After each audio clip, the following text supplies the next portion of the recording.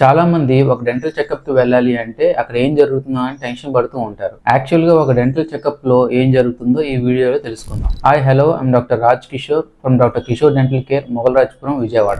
ఒక dental consultation అంటే మీరు రాగానే ట్రీట్మెంట్ స్టార్ట్ చేయడం కాదు. మీకున్న కంప్లైంట్ ని విని ప్రాబ్లమ్ ని చెక్ చేసి దానికి కావాల్సిన ఎక్స్రేస్, ఫొటోస్, స్కాన్స్ తీసుకొని మీ ప్రాబ్లమ్ కి ఒక డయాగ్నోసిస్ చేసి దానికి మీరు చేయించుకోవాల్సిన ట్రీట్మెంట్స్ ని క్లియర్ గా ఎక్స్ప్లెయిన్ చేస్తాం.